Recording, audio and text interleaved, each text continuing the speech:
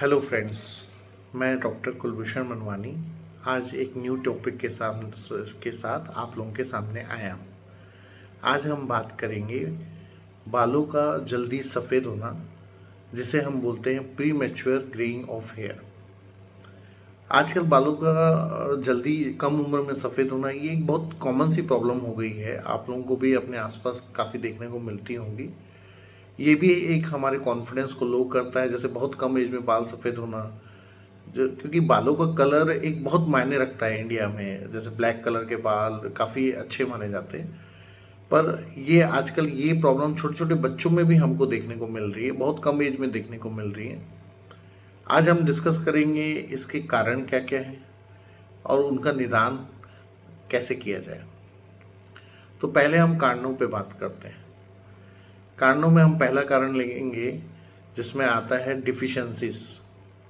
शरीर में कई तत्वों की कमी होती है जिससे ये प्रॉब्लम आती है, जिसमें मुख्यतः है vitamin B12, vitamin B complex, zinc, copper और आयरन की डिफिशिएंसी। मुख्यतः इन विटामिन्स की डिफिशिएंसी, इन विटामिन्स और मिनरल्स की डिफिशिएंसी के चलते बाल बहुत जल्दी ग्रे हो जाते हैं। दूसरा कारण है जेनेटिक्स। अगर आपके परिवार में आपके माँ बाप के बाल या आपके बड़ों के बाल बहुत जल्दी सफ़ेद हुए तो हो सकता है कि आपको ये शिकायत आप में भी कम उम्र में मिले। तीसरा कारण हम लेंगे कुछ ऑटोइम्यून डिसीजेस, जैसे कि एलोपेशिया इरिटेटा, जिसमें पैची बाल्डनेस होती है, छोटे छोटे एरिया पे बाल उड़ जाते हैं। दूसरा होता है विटिलिगो, जिससे हम श्वेत रोग बोलते हैं, जिसमें स्किन के कलर में भी सफ़ेद धब्बे पड़ना और साथ में बालों का भी सफ़ेद होना। और तीसरा है थायराइड से रिलेटेड प्रॉब्लम्स। साथ में मल्टीपल कॉस्मेटिक्स की यूज़, बालों को सेट करने के लिए हार्श और काफ़ी केमिकल से भरे हुए कॉस्मेटिक्स का यूज़ करना, ये भी एक इसका कारण हो सकता है। तो हमने ये जाना कि सफ़ेद बाल होने के कारण क्या क्या हो सकते हैं। अब हमें ये देखना है कि हम इसका निदान किस तरीके से करें। निदान करने के लिए हम सबसे अधिकतर केसेस में जो देखा गया है वो होता है डिफिशेंसीज की वजह से बालों का जल्दी सफ़ेद होना, खासकर आयरन, कॉपर, जिंक, B12। क्योंकि क्या है, इसमें जो जनरली कॉपर है वो मेलेनिन के प्रोडक्शन के लिए जो एंजाइम को स्टिमुलेट करता है वो काफ़ी नेसेसरी होता है। अब हम इन डिफिशेंसीज को कैसे दूर करें, तो हमें green leafy vegetables, dairy products, इस टाइप की चीज़ें हमें ज़्यादा से ज़्यादा लेनी चाहिए। आयरन के लिए हमें बीट, अनार, गाजर, इस टाइप की चीज़ें ज़्यादा प्रेफर करनी चाहिए। हम ड्राई फ्रूट्स ले सकते हैं। B12 के लिए B12 वैसे तो वेजिटेरियन सोर्सेस में उतना नहीं पाया जाता है, कम क्वांटिटी पाया जाता है, तो भी बीट रूट में, ग्रीन वेजिटेबल्स में कुछ मात्रा में पाया जाता है। और अगर हम वेजिटेरियन हैं तो हम बाहर से भी कुछ दवाओं के द्वारा B12 की मेडिसिन लेके इस डिफिशिएंसी को दूर कर सकते हैं। रहे जिंक के लिए और कॉपर के लिए, हमको आलमंड्स हो गया आपका, और ची पिक्स हो गया, मतलब चना, काला चना, काबली चना, नट्स, इस टाइप की चीज़ों में जिंक और कॉपर काफ़ी अच्छी प्रचुर मात्रा में पाया जाता है और उसमें प्रोटीन भी अच्छी मात्रा में रहता है। तो हम हफ्ते में 2-3 दिन अगर इस तरह की सब्जियां यूज़ करें, जैसे हरी पत्तेदार, इसका सबसे अच्छा तरीका ये है कि हफ्ते में आप एक दिन हरी पत्तेदार सब्जियां खाएं और अगले दिन चना, छोला, राजमा, इस टाइप की जो नट्स वाली सब्जियां हैं उस टाइप की सब्जियों को हम लें, अपनी डाइट में शामिल करें, ताकि इन सब चीज़ों की प्रचुर मात्रा हमें मिलती रहे और हमारे शरीर में इसकी डिफिशिएंसी नहीं हो। अब रहा दूसरा कारण जेनेटिक्स।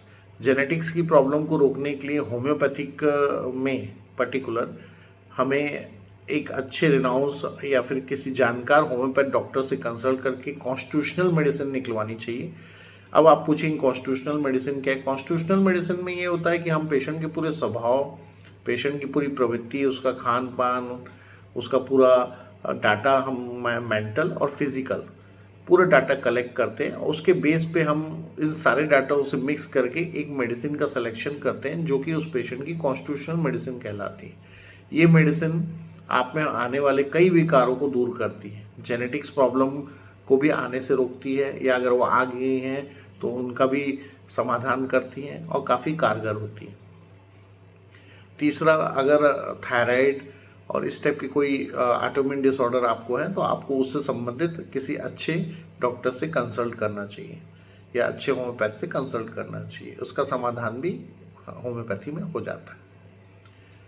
चौथा, अगर आप देखेंगे, अगर आप हेयर स्टाइल के चक्कर में बहुत सारे कॉस्मेटिक यूज़ कर रहे हैं, इस टाइप की चीज़ें यूज़ कर रहे हैं, तो आपको उसको रिस्ट्रिक्ट करना चाहिए, कम से कम यूज़ करना चाहिए। अब हम बात करेंगे कुछ हर्बल और घरेलू नुस्खों की, जो कि सफ़ेद बाल को रोकने में काफ़ी कारगर माने गए हैं, साबित हुए हैं। फर्स्ट, हम अलसी प्लस मेथी प्लस आंवला पाउडर, इन तीनों का पाउडर बना के इनको मिक्स करके डेली आधा चम्मच गुनगुने पानी के साथ हमको लेना चाहिए। अलसी में ओमेगा 3-6 रहता है, कैल्शियम, और मेथी में मल्टीपल मिनरल्स, मैग्नीज और काफ़ी सारे चीज़ें, सारे टाइप के मिनरल्स रहते हैं। आंवला में हाई विटामिन सी रहता है, और आज हमारे आयुर्वेदिक साइंस में आंवला को सफ़ेद बालों के लिए, आंखों की रोशनी के लिए, पेट की प्रॉब्लम के लिए वरदान माना गया है। तो इन तीनों का हम पाउडर मिक्स करके आधा चम्मच इनको डेली गर्म पानी के साथ सुबह या रात के समय में लेंगे तो ज़्यादा अच्छा है। इससे आपको पेट को भी साफ होने में काफ़ी अच्छी मदद मिलेगी। ये आप कर सकते हैं। दूसरा, आप रेगुलर जो मैंने डाइट में बताया, एक दिन लीफी वेजिटेबल, एक दिन आप इस तरह के चने, छोले, इस टाइप की सब्जियां अपनी डाइट में शामिल करें। तीसरा, आप ये कर सकते हैं कि आप रेगुलर बीट, अनार, गाजर, इसका जूस पीना, फ्रूट्स अच्छे लेना, इस टाइप के जो एंटीऑक्सीडेटिव फ्रूट्स हैं वो आप ज़्यादा लीजिए। पपीता हो गया, गुआवा हो गया, एप्पल हो गया, इस टाइप के फ्रूट्स का डेली कंजप्शन करिए। अब एक्सटर्नली हम इसमें क्या कर सकते हैं? एक्सटर्नली इसमें एक सबसे अच्छी चीज़ है जो कि मैंने अपने उसमें देखी है, आंवला ऑयल। आंवला ऑयल बहुत अच्छा काम करता है बालों के कलर, पिगमेंटेशन बढ़ाने में, आंवला मतलब प्रीमेच्योर ग्रेइंग को रोकने में, हमारे बालों की डेंसिटी बढ़ाने में और बालों के कलर को डार्क ब्लैक करने में। अगर आप रेगुलर आंवला ऑयल का, किसी भी अच्छी कंपनी का, डाबर या बहुत सी कंपनी के आते हैं, किसी भी अच्छी कंपनी का आंवला ऑयल लेके आप उसको रेगुलर अगर यूज़ में लाते हैं, हफ्ते में 3 से 4 दिन अच्छे से अपने मसाज करके सेकेंड डे उसको वॉश करते, इससे भी आपके बाल काफ़ी अच्छे, घने, काले और सुंदर दिखने लगेंगे।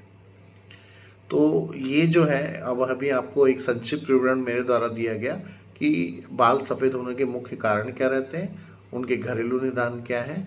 अब आते हैं हम होम्योपैथिक दवाइयों में। होम्योपैथिक दवाइयों में कुछ ऐसी दवाइयाँ हैं जो कि प्रीमेच्योर ग्रेइंग, 20 प्रीमेच्योर ग्रेइंग मतलब 20 से 25-30 साल के अंदर बालों का जल्दी से जल्दी सफ़ेद होना, उसके लिए कुछ अच्छी दवाएं, काफ़ी अच्छी कारगर दवाएं होम्योपैथी में उपलब्ध हैं। जिसमें सबसे पहली बहुत अच्छी दवा है वो है एसिड फॉस। एसिड फॉस, इसको पूरा इसका नाम है फॉस्फोरिक एसिड। अगर आपके बाल सफ़ेद हो रहे हैं तो एसिड फॉस नाम की दवा आप किसी भी अच्छे होम्योपैथ से लेके, उनसे बनवा के, सुबह शाम 4-4 दाने, दिन में 2 टाइम, एसिड फॉस 200 सुबह शाम दिन में 2 बार 1 से 1.5 महीने ले सकते हैं। इससे आपको, और साथ में आप डाइट भी फॉलो करिए। इसके अलावा लैकोपोडियम 200, ये भी एक बहुत अच्छी प्रीमेच्योर ग्रेइंग की दवा है, हेयर्स की दवा है।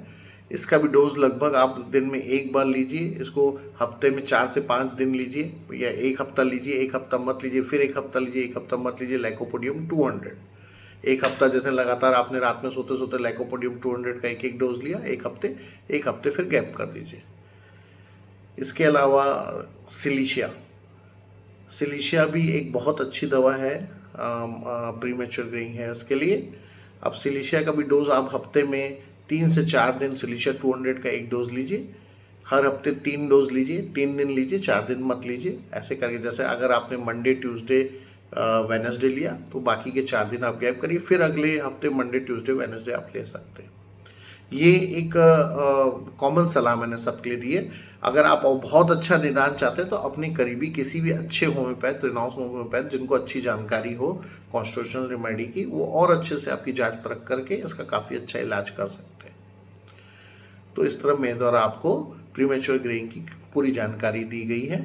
उनके कारण क्या है, उसका निदान क्या है, हर्बल मेडिसिन क्या है, होम्योपैथिक मेडिसिन क्या है। अगर आपको मेरे वीडियोस पसंद आते हैं तो कृपया मुझे सब्सक्राइब करिए, और अगर आपके कुछ क्वेश्चन हैं तो इनबॉक्स में आप में से कुछ भी क्वेश्चंस पूछ सकते हैं, अपनी क्वायरीज क्लियर कर सकते हैं। मैं आपसे आशा करता हूं कि आप मेरे चैनल को सब्सक्राइब करेंगे। थैंक यू, धन्यवाद, गुड डे।